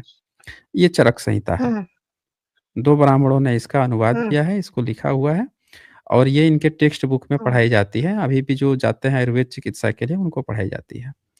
अब इसमें अगर हाँ। आप पढ़ेंगे तो ये देखें, ये जो आपको यहाँ पे सूत्रास्थानम लिख रहा है ना, पहला हम्म चैप्टर हम्म सूत्रास्थानम, तो आप हम्म। हिंदी पढ़ लेती हैं? हाँ क्यों नहीं, मैं पढ़ी लिखी हूँ सर। हाँ, ठीक है, तो पढ़िए इसको, हिंदी इसको पढ़िए सर तो। थोड़ा जूम कीजिए ना थोड़ा सर, अच्छा, छोटे 1 अक्षर है मिनट, इसलिए। रुक जाइए, थोड़ा और ज़ूम कर देता हूँ। ये तो हुँ, आप पीछे ले जा रहे हैं। हाँ, सूत्र स्थाननम, मूत्रों के प्रकार। अब इसके बाद इन 8 मूत्रों को जानो जिनका आत्रेय के उपदेश में मुख्य रूप से वर्णन किया गया है। वे 8 मूत्र ये है: भेड़ का मूत्र, बकरी का मूत्र, गौमूत्र, भैंस का मूत्र, हाथी का मूत्र, ऊंट का मूत्र, घोड़े का मूत्र और गधे का मूत्र। वक्तव्य: हुँ, भाव प्रकाश में भैंस, गाय, बकरी और भेड़ इनकी स्त्री जाति का मूत्र उत्तम और गाह्य ग्राह्य होता है, और हाथी, ऊंट, घोड़ा, गधा और मनुष्य इनके पुरुष जाति का मूत्र उत्तम होता है। ऐसा उल्लेख है। सामान्यतः स्त्री जाति का मूत्र लघु गुण युक्त होता है और पुरुष जाति का मूत्र गुरु होता है। अतः स्त्री जाति का मूत्र या पुरुष जाति का मूत्र आवश्यकता अनुसार या जहाँ जैसा निर्देश हो तदनुसार ग्रहण करना चाहिए। हुँ। अब आपको क्या लगता है कि ये व्यक्ति सर्जरी करता होगा या सबके मूत्र चेक कर के टेस्ट करके बताता था कि इसका मूत्र टेस्टी है, उसका मूत्र जो है ये है? क्या सर लगता एक है बात आपको बोलूं, इनकी किताबों में? हुँ, मूत्र वाली बात तो एक अंकल थे, सुनार अंकल थे। तो मेरे को हुँ, ना, मेरी आंखों में नंबर है, चश्मे के नंबर है मेरे, बहुत हैवी है। तो उन्होंने कहा था हुँ, कि आप सुबह में ना अपना जो पहला वाला मूत्र हो ना वो थोड़ा 5-6 सेकंड तक जाने दो। उसके बाद बाकी का मूत्र है उसको आप इकट्ठा करो कोई बाल्टी में हुँ। या किसी में, मतलब कप में, और फिर उसको 10-15 मिनट तक रखो और ठंडा होने के बाद पी जाओ। तो बोलते हैं कि मेरी बेटी की आंखों की रोशनी, मतलब जो, मतलब कमजोर हो गई थी ना, चश्मा वो पहनती थी तो उससे उसके नंबर उतर गए। तो वो चीज मेरे को भी कहा था करने के लिए उन्होंने, देखा, अपना खुद उनके का बेटी मूत्र के पीने चश्मे के भी लिए। उतर गए। उन्होंने अपनी बेटी को हाँ, उसका मूत्र पिला दिया तो उनके चश्मे उतर गए। उसी का मूत्र, खुद का ही मूत्र उसी पीना का है। मूत्र हाँ हाँ, उसका ही मूत्र हाँ। उसको पिला दिया, उसके चश्मे उतर गए। बकवास चीज़ें हैं। ऐसा क्लेम ये सिर्फ़ दूसरों को कहते हैं जिसको उसका मूत्र पिला देने। ये असल में वो शोषण करना चाहते हैं। वो पहले इंसानों को खोजते हैं कि इससे बुरा क्या होगा इसके साथ कि इसको इसका ही थूका हुआ चटवा दिया। आपने सुना होगा ना, थूक के चाटना। अरे सर, कैंसर में एक मेरे बार पास। थूकता है, देखें, थूकता है तो हाँ। थूक के चाटता है और मूत्र क्या है? आपके शरीर में जो पानी जाता है, शरीर के जितने भी बैक्टीरिया, वायरस या जितने भी अवशिष्ट पदार्थ हैं, खराब चीज़ें हैं, वो जब बाहर निकलती है, वही आपको पिला रहा है। तो ये दरअसल हुँ। ये कोई बीमारी का इलाज नहीं होता इससे। इससे एक ही चीज़ होता है कि इंसान जो है, उसको आपके ही नज़र में गिरा दिया जाता है। ये जहालत का एक प्रकार ओह! है। देखिए इसमें क्या-क्या लिखता है ये। आगे लिखता है मूत्र उपटन, लेप स्थापन इससे विरेचन स्वेद इन कर्मों में उपयोगी है। उदर रोग, अर्श रोग, गुल्म, कुष्ठ, किलास ये सब रोग होते हैं। बताएँ आज तक क्या किसी भी साइंटिफिक रिसर्च ने कोई ये बात पब्लिश करके बताया है कि मूत्र पीने से अपना ही मूत्र पीने से ये होता है? भाई रिसर्च में तो क्या-क्या चीज़ें खोज निकाली जाती हैं। और अ, जो सर यूएस में मिलिट्री है, यूएस की जो हुँ, मिलिट्री है, उनको एक ट्रेनिंग दी हुँ, जाती है। जब वो अफ़गानिस्तान में, ईरान में जब जाते थे लड़ाई करने, तो उनको छोटे-छोटे ना हुँ, बहुत छोटे-छोटे पैकेट दिए जाते थे और कहा जाता था कि जब आप ऐसी जगहों पे फँस जाओ जहाँ आपको खाने-पीने को ना मिले, तो इसको क्या करना है इस पर ना मूत देना इस पे। तो ये आपके हुँ, मूत्र का क्या करेगा कि जो पानी होगा ना और जो यूरिन के जो अवशिष्ट होंगे हुँ, उसको फ़िल्टर कर देगा क्योंकि उसके ऊपर ना कुछ प्लास्टिक्स की ऐसी लेयर चढ़ी होती थी, जो उनके मूत्र से सिर्फ़ और सिर्फ़ पानी खींच लेती थी और उस पानी का इस्तेमाल हुँ, करती थी, उसको फुला देती थी और वो एक burger pizza type burger bun जाता था और फिर इसको खा सकते थे। लेकिन वहाँ भी देखें इस तकनीक में क्या किया जा रहा है, सिर्फ़ उसके पानी को खींचा जा रहा है विषम परिस्थितियों में ज़िंदा रहने के लिए। ये नहीं है कि उससे कोई हुँ, बीमारी ठीक होती है। मतलब मैं ये नहीं कह रहा हूँ कि हुँ, मूत्र का इस्तेमाल जो है इंसान कहाँ-कहाँ पे कैसे नहीं कर रहा है। लेकिन ये जो इन लोगों का क्लेम है कि मूत्र पीने से सीधे-सीधे ये बीमारी ठीक हो जा रही है, वो ठीक हो जा रही है, ये बकवास है। गलती से भी इनके अ, चक्करों में मर जाएगा आदमी। भई किडनी सर जिस चीज़ को अवशिष्ट बना के फेंक रहा है, बाहर निकाल रहा है शरीर से, भई तू शरीर में रहने लायक नहीं है, आप दोबारा उसको शरीर में ले जा रहे हैं। कितनी बड़ी मूर्खतापूर्ण ओह! बात। भाई शरीर वो क्या कर रहा है? सर आपके शरीर का कोई भी ऐसी चीज़ है उसको निकाल के बाहर फेंक रहा है, कि भाई तू अब शरीर में रहने लायक नहीं है। बाहर निकल तू यहाँ से, कूड़ा है, करकट है, आप फिर उस कूड़े को भीतर डाल रहे हैं और वो कितना बड़ा मूर्ख है, हुँ? जो आपको ये सलाह दे रहा है। हाँ, सर, दूसरी बात कि मेरे को हुँ, एक मेरे दोस्त है, उन्होंने एक किताब दी थी आयुर्वेदिक से रिलेटेड कि जिसको भी कैंसर हो ना, वो अपना ही मूत्र खुद पिए, तो उससे कैंसर हुँ, ठीक हो जाता है। तो एक हमारे हुँ, पहचान के एक अंकल है, उनकी वाइफ को कैंसर हो गया था मतलब क्या बोलते हैं जो पेशाब करने की जगह है ना, वहाँ का कैंसर हो गया था, यूरिन यूरिन का कैंसर हो गया था। तो उन्होंने कितनी पतंजलि की गौमूत्र अपनी बीवी को पिला दी, लेकिन फिर भी उनकी बीवी नहीं बच बच पाई और वो मर गई। बोला कि बताइए। मूत्र-वूत्र सब फालतू बात है। गौमूत्र कितना हुँ, पिला दिया उसको, अरे! पतंजलि का। ये तो गौमूत्र, पहले तो ये इंसान का मूत्र पिलाएँगे, गौमूत्र पिलाएँगे और इनके इस किताबों में तो ये देखें ना, अभिमूत्र भेड़ का मूत्र पिला देंगे, अजामूत्र बकरी का मूत्र पिला देंगे, एक गौमूत्र तो है ही, महिष मूत्र मतलब जो भैंसा है उसका मूत्र पिला देंगे, हस्तकी मूत्र हाथी का मूत्र पिला देंगे और ये देखिए अश्वमूत्र घोड़े का मूत्र पिला देंगे, औष्टमूत्र ऊँट का मूत्र पिला देंगे और तो और खरमूत्र गधे का मूत्र भी पिला देंगे। ये ये जो है आपके दवा के नाम पे गधे का मूत्र पिला देते हैं। हुँ? अब सर आगे गौमूत्र हाँ, बोलिए। गौमूत्र में बोलते हैं कि गौमूत्र बहुत ही अच्छा होता है, वो सही बात है। हुँ, भई इनके किताब में तो जो ये है ऋषि है या जो भी है इनका एक्स वाई ज़ेड ये तो हर एक जीव-जंतु का मूत्र ले लेके पी-पी के टेस्ट किया है ना हर बीमारी पे। तभी तो तो चेक सर किया होगा, आयुर्वेदिक इनके पास तो और कोई मशीन तो था नहीं। भई इनके पास कोई मशीन तो है कि किसी का मूत्र लिया उसमें डाला चेक करके बता दिया कि हाँ, सही है कि नहीं है? ये तो बाकायदे पीते हैं। तो इन्होंने ये क्या करते थे घूमते थे, हर जीव-जंतु का जब बीमार पड़ते होंगे उसका लेके मूत्र पीते होंगे। और एक बार नहीं मल्टीपल टाइम्स पीते होंगे ना, एक ही बार पीने में तो ठीक नहीं होगा। तो सुबह में पीते थे, शाम को पीते थे, फिर दोपहर में बार-बार पीते-पीते देखते थे ठीक हुआ कि नहीं हुआ, ऐसे ही करते होंगे, बार-बार पीते होंगे। तो इसमें तो इन्होंने गधे का मूत्र भी ट्राई किया मतलब कौन-सा जानवर बच गया हमें तो ये समझ में नहीं आ रहा है। ये मच्छर-वच्छर छोटे पड़ सर जाते होंगे, तो उनको भी निपटा देते ये। सर हुँ, मेरे को पूछना है आयुर्वेदिक की बड़ी प्रशंसा होती है, भई आयुर्वेदिक हमने दिया। तो आयुर्वेदिक का क्या है? ये जड़ी-बूटी से इलाज देखें होता था, दवाई खाते थे।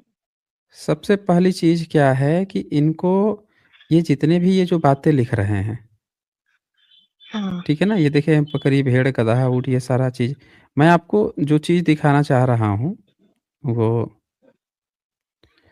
इनकी किताबों में आपने जो पूछा था ना कि चरक हाँ, संहिता और सुश्रुत संहिता का, तो इनकी हाँ, ये जो सुश्रुत संहिता और चरक संहिता हमेशा एक व्यक्ति का नाम लेते हैं धन्वंतरी का। हाँ, समझ रहे हैं? और ये हाँ, मानते हैं कि धन्वंतरी इनका गुरु है। हाँ। तो ये कौन है धन्वंतरी? ये भगवान है एक, धन्वंतरी भगवान, धनतेरस के दिन जिसकी पूजा होती है। असल में धन्वंतरी जो है ना, वो एक बौद्ध भिक्षु है। अच्छा! ओह माय हाँ, गॉड!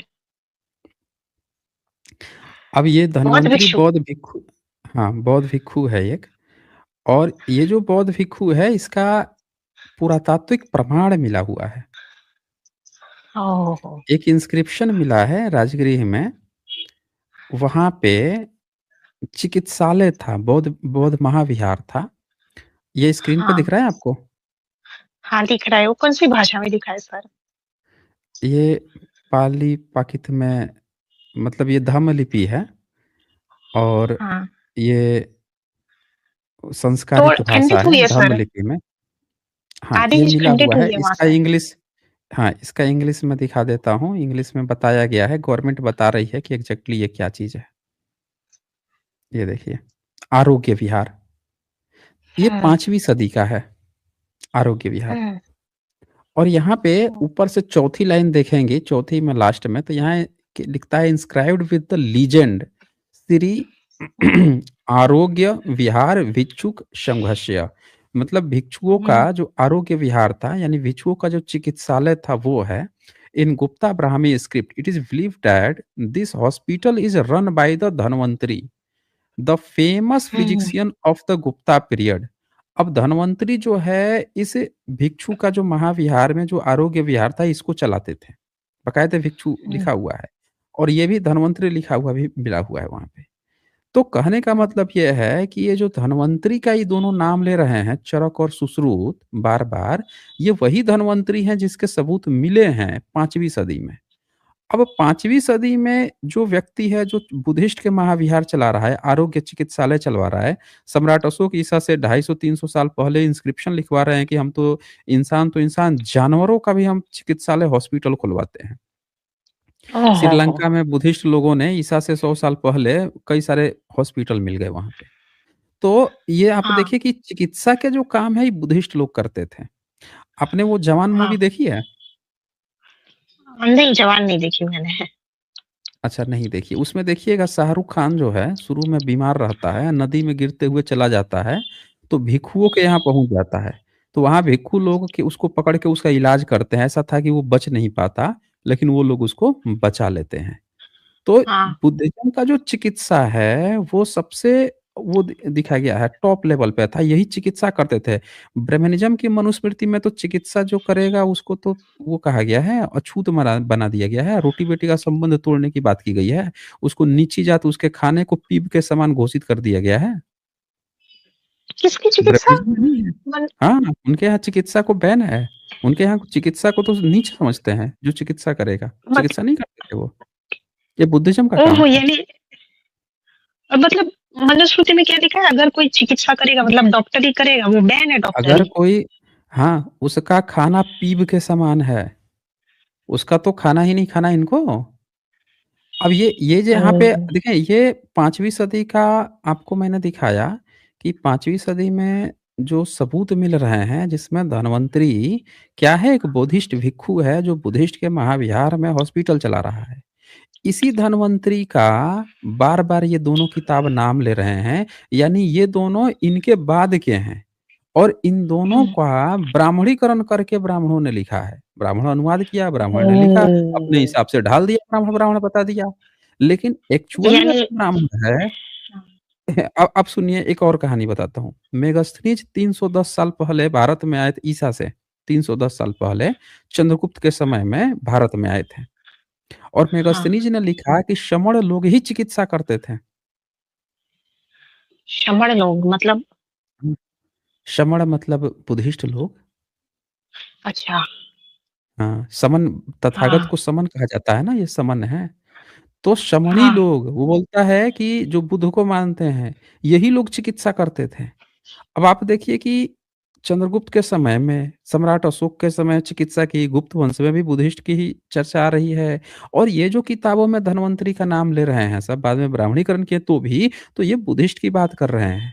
तो ये किताबें तो पहले की नहीं है। और चिकित्सा किसका हो गया? बुद्धिज़्म का। अब सवाल आता है कि जो प्लास्टिक सर्जरी की बात की जाती है, जैसे ध्रुव राठी को देखिए, इसने वीडियो बनाता है और ये भी उल्लुओं की तरह से कभी-कभी बिल्कुल गँवार की तरह बातें करने लगता है। हाँ, इतिहास बिल्कुल, में बिल्कुल। इसलिए मैं उससे कहता हूँ कि भाई साहब, इनको थोड़ा-सा ना ऐसे बच्चों को रखना चाहिए जो थोड़ा पढ़े-लिखे हों। गँवारों की फ़ौज खड़ी कर लेंगे, बेवकूफ़-साबित सर, होते रहेंगे। उसमें तो हुँ, आज मैंने उसकी वीडियो देखी, वो तो उत्तरकांड को भी जस्टिफाई करने लगा कि उत्तरकांड असल में हाँ, रामायण का ऑथेंटिक कांड हुँ। नहीं है।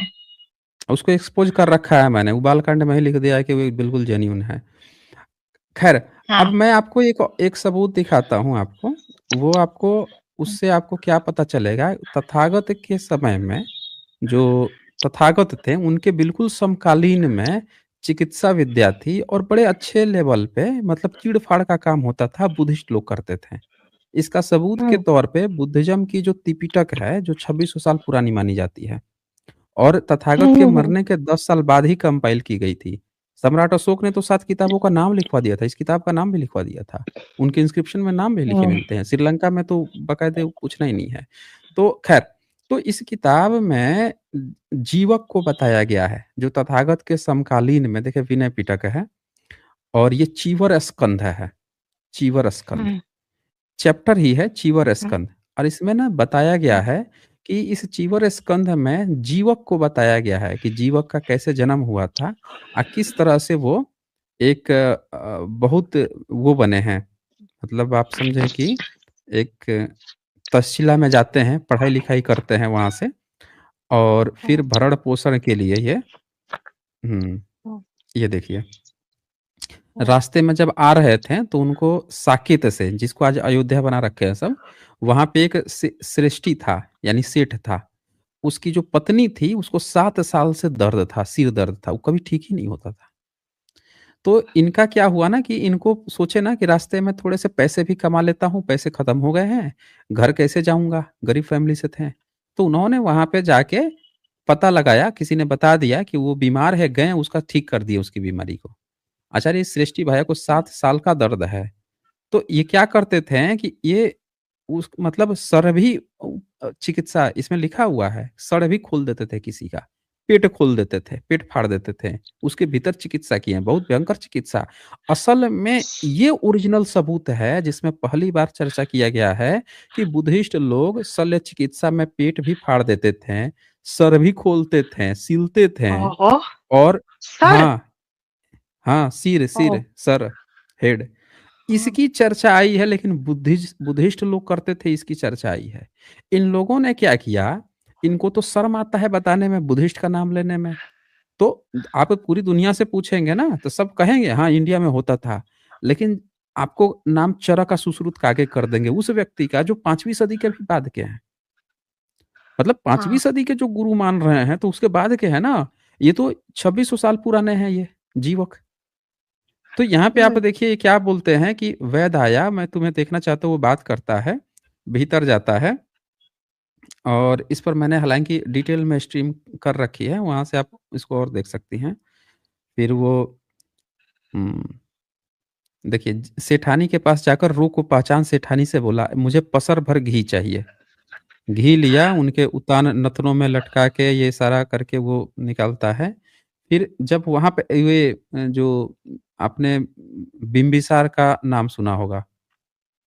बिम्बिसार जो बुद्ध के समकालीन थे, ये बिम्बिसार। हुँ, तो उनको हुँ। भगंदर था, जो पाइल्स होता है ना, पाइल्स जब आखिरी हाँ, स्टेज में हाँ, चला जाता है, भगंदर था, हाँ। उसका इलाज किए थे ये। ओहो! यानी सर्जरी करी होगी पाइल्स की। सर्जरी किए थे, तो भयंकर था, उसका लेप वो बना के वहाँ पर उसका इलाज करते हैं।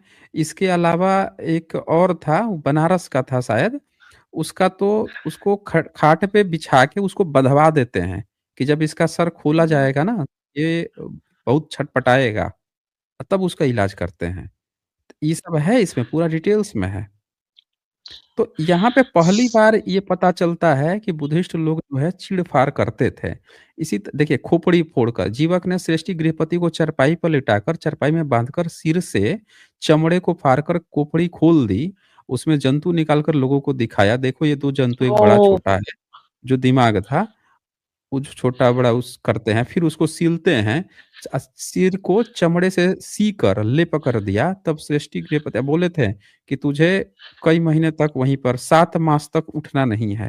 मतलब जानबूझ के बोले थे, 1-2 मास पे ही उठ गया था वो।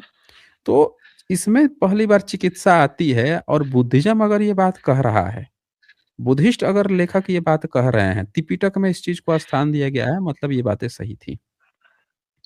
हुँ। तो पेट फाड़ने का भी आता है कि किसी का पेट जो है वो फाड़ के और आंत वगैरह इधर-उधर हो गया था, एक बच्चा उल्टा खेल रहा था, उसका इधर-उधर हो गया था, उसको भी सही करते हैं। तो ये बुद्धिज़्म की थी, इन लोगों को शर्म आती है बुद्धिस्ट का नाम लेने में क्योंकि बुद्ध को तो इनको गाली देना है। तो हाँ। इन्होंने क्या किया कि पूरी दुनिया को ये बात तो बताई कि हाँ भाई चिकित्सा थी, शल्य चिकित्सा थी, ये थी, वो थी। लेकिन नाम हुँ। करेंगे उस व्यक्ति का आगे चरक और सुश्रुत का जो 5वीं सदी के भी बाद के हैं, जिसका इन्होंने ब्राह्मणीकरण कर रखा है। ये 2600 साल मतलब वो पुराने थे का ही नाम नहीं थोड़ी है। सुश्रुत, सबूत ही सुश्रुत नहीं है था ना। कोई। आप बताएँ कि हाँ, क्या आपको कोई ऐसी किताब मिली है जिसमें इन दोनों के सबूत मिले हों? चरक के, सुश्रुत के? बिल्कुल नहीं लेकिन जिसका नाम आजकल ये जो जिसका हाँ, नाम लिए बिल्कुल हैं नहीं मतलब धन्वंतरी का कि हाँ, धन्वंतरी हमको बताते हैं। मतलब वो दोनों क्या बोल रहे हैं कि धन्वंतरी को अपना बॉस मानते हैं, गुरु मानते हैं कि उनसे हमने सीखा है। वो तो 5वीं सदी के, वो तो भिक्षु है। वो तो भिक्षु है ओह! ना। तो सर एक मैंने बात दिखाया पूछूँ? आपको सबूत। ये जो भी हाँ, बोलिए। सर, तो ये जो भी हुँ, हुँ। जड़ी-बूटी का जो ज्ञान है, ये सब उन्होंने बौद्धों से चुराया? चिकित्सा पूरा का पूरा बुद्धिज़्म का है। हाँ, ब्राह्मणों का चिकित्सा से कुछ लेना-देना ही नहीं है। ना शिल्प से लेना-देना है, ना चिकित्सा से। भई 7वीं सदी में ह्वेन-त्सांग आए थे।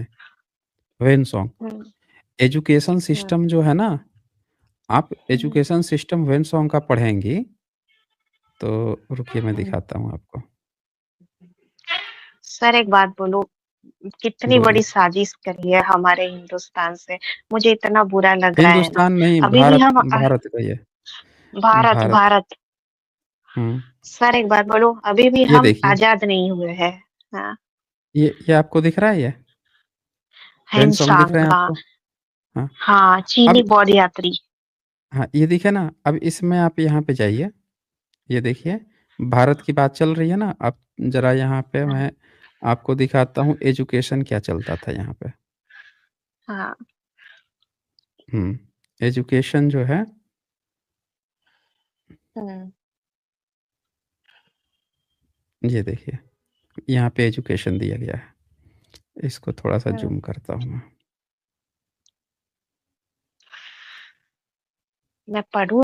ये हाँ, पढ़ लीजिए। नीलोपिचा नीलपित कहते हैं इन पुस्तकों में अच्छी और बुरी घटनाएं, आपत्ति और आकस्मिक संयोगों का विवरण रहता है।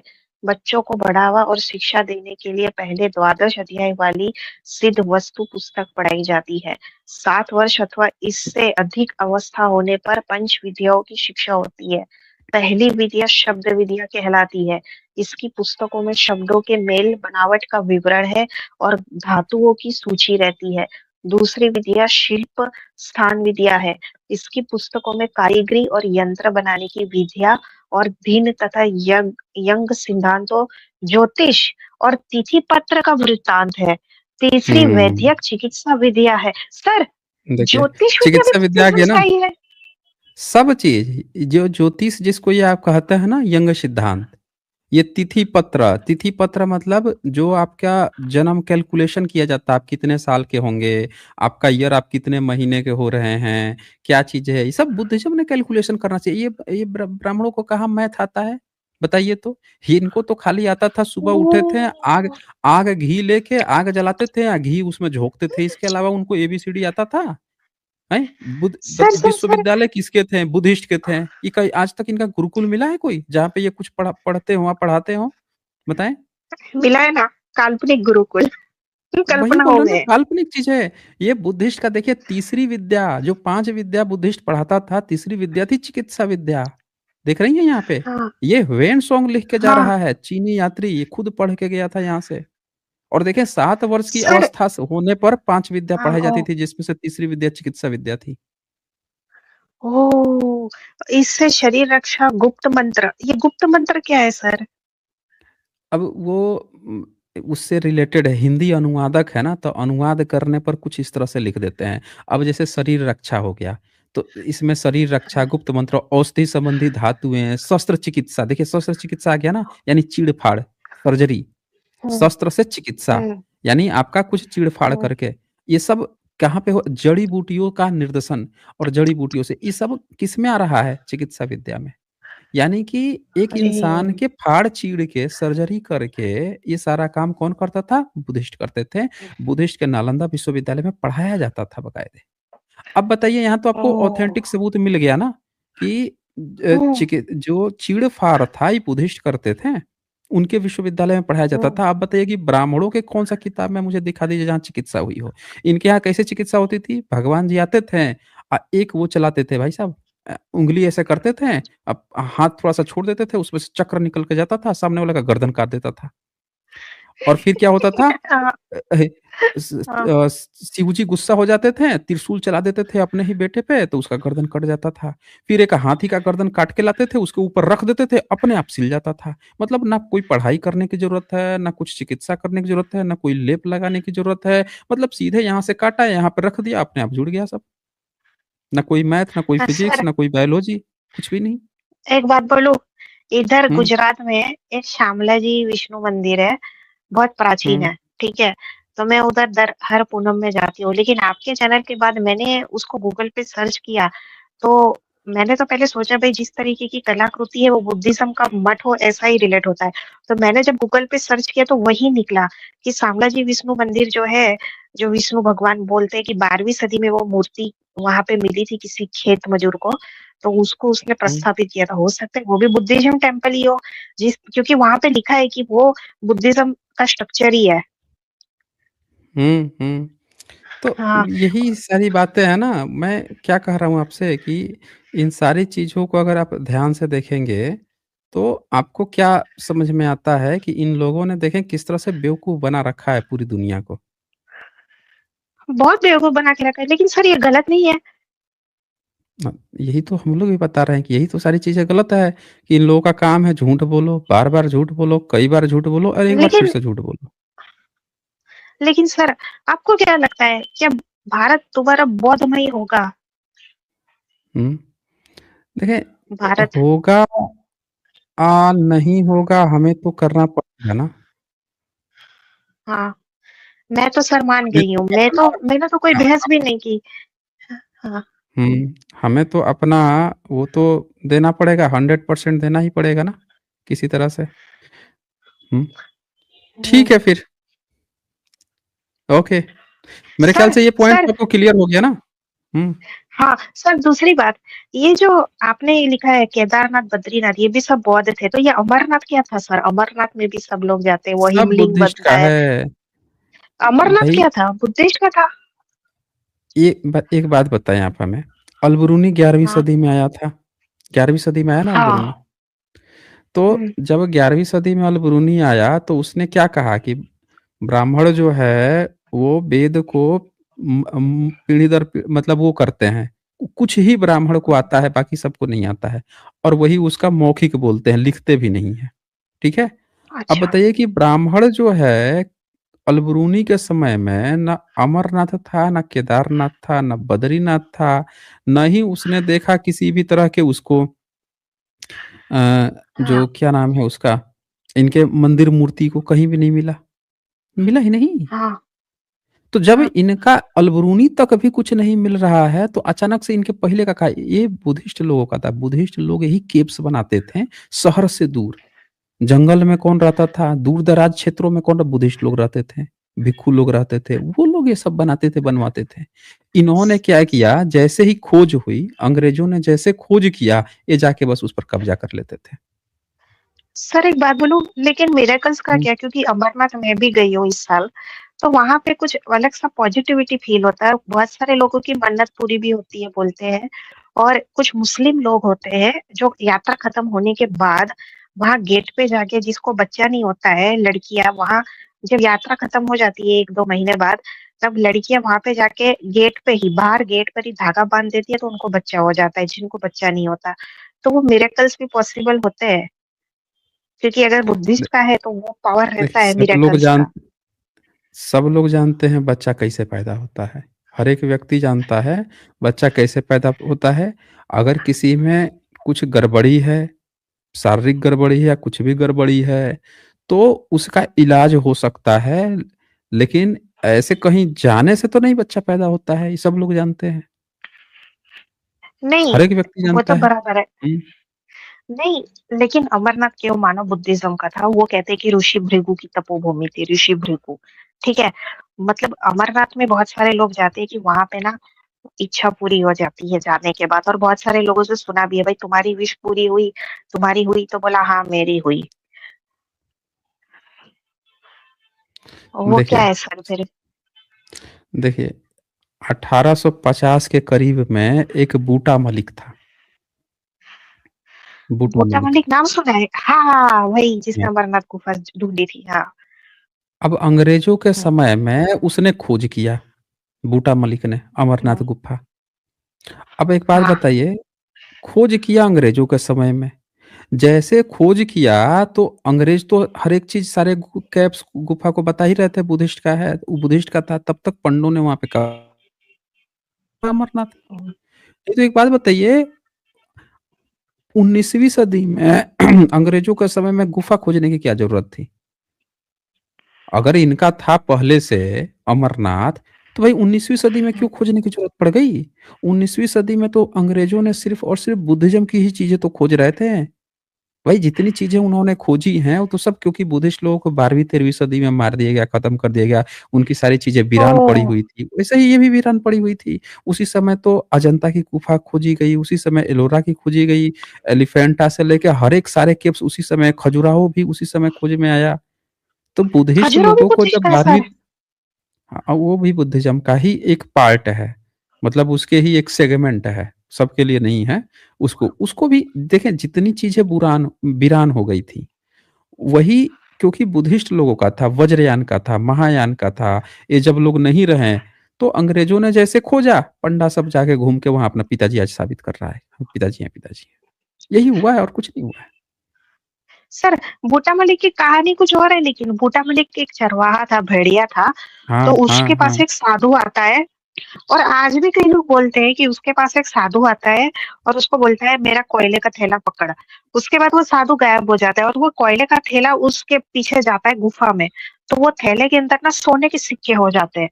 तो वो देखता है भाई ये कुछ बर्फ की आकृति का कुछ शिवलिंग बना है, फिर वो गाँव में जाके सबको बताता है। इस तरीके से खोज हुई है। दूसरी बात कि एक कोई पहचान का एक दोस्त था, देखिए। वहाँ पर एक कश्मीरी पंडित सर सुनिए ना, एक हुँ, कश्मीरी हुँ। पंडित वहाँ पे मिला था फायर ब्रिगेड का, तो वो कह रहा था कि एक लंगर वाला आदमी है, वो नवंबर में पैदल चलते-चलते बालटाल के रास्ते से अमरनाथ गया और वहाँ पे उसको कोई साधु मिला। तो वो बोला आजा, आजा मैं तेरा इंतज़ार कर रहा था, उसको खाना दिया। उसके बाद वो थोड़ा दूर गया और वो साधु गायब हो गया। बोलता है कि वो शिव जी का दर्शन होता है। वो क्या है सर फिर? ये तो कहानी बनाने के लिए तो हम तो कह रहे हैं कि आप बैठ जाइए किसी भी गजेड़ी के पास, वो आपको ऐसी-ऐसी कहानियाँ सुनाएगा कि आप भी उसके गांजे के साथ उड़ने लगेंगी। हुँ। एक हाँ, कहानियों का कोई दौर नहीं है, बूटा मलिक एक मुस्लिम था और हाँ, अमरनाथ जो जगह है, उन जगहों पे जब मुस्लिम्स धीरे-धीरे लोग बन गए, जो बहुजन थे वो बन गए। अब वहाँ पे उसमें हाँ, जाने की ज़रूरत ही नहीं पड़ी किसी को, क्यों ज़रूरत पड़ेगी? हाँ, तो वो अंग्रेज़ जब बुद्धिज़्म की खोज कर रहे थे ना, बुद्धिज़्म की, तो हाँ, जब वो एक्सकवेशन करते थे, सारी चीज़ें तब लोगों को तब उनके प्रकाश में ये आया था अमरनाथ का, तब उस व्यक्ति बता रहा था कि यहाँ भी एक केव्स है। क्योंकि इनको पता चल गया था कि जितनी-जितनी हम जानकारी देंगे कि यहाँ पे है, तो हमको कुछ इनाम मिलेगा, प्राइज़ मिलेगा। इस दौरान में तो उसकी कहानी को इन लोगों ने कहानियाँ बना दी, कि ये हो गया, वो हो हाँ, गया। वो मुस्लिम था वो। वो बूटा मलिक जो है वो मुस्लिम था, पहले जाट था, बाद में मुस्लिम बन गया था। तो लोगों को तो पता ही हाँ था कि बुद्धिस्ट लोग थे, बुद्धिस्ट की ये चीज़ें थी। और अगर वो ब्राह्मणों का होता तो ब्राह्मण का शुरू से कब्ज़ा होता ना, अंग्रेज़ों के समय कब्ज़ा करने की क्या ज़रूरत पड़ती? हुँ? हाँ ठीक है, सर। डॉक्टर शेरोन आप ऐसा करें ना, आप आइएगा हाँ कभी उस पे रेशनल वर्ल्ड हाँ। पे, और वहाँ पे डिटेल्स में बात कर लीजिएगा। आज की हमारी स्ट्रीम ना छोटी होती है, तो इस पर हम ज़्यादा ओके इस पे नहीं कर ओके। पाएँगे। Thank you hmm, sir, hmm. Thank you. हाँ, थैंक यू। हाँ ओके, चलिए यहाँ पे कुमार देविल जी का यहाँ पे मेंबरशिप है, शुक्रिया जी आपको। और यहाँ पे तरशद क्या है ये? तेरे शदीव वे, मैं नाम नहीं पढ़ पा रहा हूँ, मुझे इसके लिए खेद रहेगा। इन्होंने मेंबरशिप गिफ्ट किया है, शुक्रिया जी आपका। और फिर इसके बाद से यहाँ पे वीएल हरि नायडू यहाँ पे लिखते हैं, ऊँट भारत के मूल का नहीं है। ऊँटों को 8वीं शताब्दी ईस्वी के बाद अरब, फ़ारसी, तुर्कियों द्वारा भारत में लाया गया है। लेकिन वैदिक ब्राह्मण पुराणों, रामायण, महाभारत आदि में ऊँट मिलता है। इस प्रकार वैदिक ब्राह्मणवादी साहित्य मुस्लिम शासन काल के दौरान लिखा गया है। बहुत खूबसूरत वीएल हरि नायडू जी, बहुत ज़बरदस्त। और इसीलिए इन्होंने ऊँट लिखा है, रामायण में भी इन्होंने ऊँट लिखा है कि ऊँट भरपूर पाया जाता था। इसीलिए वो साबित भी होता है, तूप का भी ज़िक्र किया है, इससे साबित होता है कि ये सब मुस्लिम शासन की ही किताबें हैं। बहुत-बहुत शुक्रिया आपका। पुलिटोसा जी लिखते हैं, अंधभक्तों की ज़्यादा संख्या है इंडिया में। बिल्कुल सही। और वर्ल्ड ऑफ मोरालिटी यहाँ लिखते हैं, जब तक एसजे सर जैसे ऑनेस्ट इंटेलेक्चुअल अम्बेडकराइट्स हैं, तब तक भारत को बुद्धमय होने से कोई रोक नहीं सकता। बाबा साहब का सपना हमें पूरा करना है। जय भीम। बहुत-बहुत शुक्रिया आपका वर्ल्ड ऑफ मोरालिटी जी, बहुत शुक्रिया। तो ठीक है दोस्तों, आज हम लोग छोटा स्ट्रीम रहता है आज का, तो आज यहीं पे एंड करते हैं। फिर आप लोग कल जुड़िए रेस्टल वर्ल्ड पे, वहाँ पे बातें करते हैं, डिबेट करते हैं। बहुत-बहुत शुक्रिया आप सभी का।